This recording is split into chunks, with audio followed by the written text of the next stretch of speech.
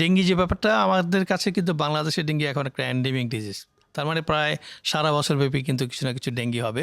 কিন্তু তার মধ্যেও কিছু কিছু সিজনে দেখবেন ডেঙ্গি রোগের প্রকোপ অনেক বেশি বেড়ে যাবে। যেমন ধরেন এই যে আমরা এপ্রিল মাস কাটাচ্ছি, তারপরে যখন বৃষ্টিটা এসে যাবে তারপর থেকেই কিন্তু শুরু করে কিন্তু ডেঙ্গির সিজন আসবে এবং প্রায় অক্টোবর পর্যন্ত অনেক বেশি পরিমাণ রোগী কিন্তু এখানে আসবে। এটা কিন্তু গত বেশ কয়েকটা বছর ধরেই কিন্তু আমাদের এটা হচ্ছে। যদিও 2001 সালে যখন ডেঙ্গি শুরু হয়েছিল তখন কিন্তু বিষয়গুলো এরকম ছিল না। তখন শুধু সিজনেই রোগীগুলো হতো, অন্য সিজনে কিন্তু পাওয়া যেত না। কিন্তু স্যার এখন তো দেখছি যে আমরা সবসময় পাচ্ছি, কিংবা এই যে স্যার এই ডেঙ্গু নিয়ে যে স্ট্রেন নিয়ে আপনারা কথা বলেন, তার কোনো পরিবর্তন হয়েছে কিনা, কিংবা কেন এখন সারা বছর ধরেই আমরা আসলে ডেঙ্গুকে পাবো?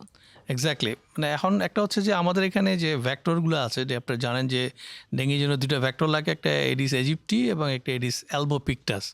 তো এই ভ্যাক্টরগুলো তো এখন ধরেন সারা বছর ব্যাপী থাকবে। তো গত বছরে যেসব ভ্যাক্টরগুলো ডিম পেরেছিল এগুলো থেকে আসবে, আবার এই বছর যেগুলো ডিম পাড়াচ্ছে এগুলো বিভিন্ন সময় হবে। আরেকটা হচ্ছে আমাদের কিন্তু সিজন চেঞ্জ হচ্ছে। দেখেন আমাদের ক্লাইমেট চেঞ্জের কারণে, জলবায়ু পরিবর্তনের কারণে একটু অসময়ে বৃষ্টি হচ্ছে। কিছুদিন আগেও একটা বৃষ্টি হয়ে গেল। তাহলে দেখেন এটা তো সিজনের বৃষ্টি না। মানে এই সময় সাধারণত আগে তো বৃষ্টি সাধারণত হতো এই না। সময় বৃষ্টি হতো না। তাহলে এখন যে সময় আগে বৃষ্টি হয়ে যাচ্ছে ওই সময়টাতে আর্দ্রতা যদি বেড়ে যায়, এই যে মসকুইটোগুলো, এই যে আমরা বলি না এডিস মসকুইটো, এরা কিন্তু অনেক বেশি পরিমাণ চলে আসবে। যেখানে আপনি অনেক ভ্যাক্টরকে করে ফেলবেন, সেখানেই কিন্তু যে কোনো সময় আসলে ডেঙ্গি রোগীগুলো হতে পারে। কিন্তু তার মধ্যেও আমরা দেখেছি যেসব সিজনগুলোতে আমাদের বৃষ্টি বেশি হয় এবং যেখানে আর্দ্রতা অনেক বেশি পরিমাণ থাকে, সেখানে কিন্তু রোগীর পরিমাণ আসলে অনেক বেশি হবে। তার কারণ ভ্যাক্টর অনেক বেড়ে যাচ্ছে।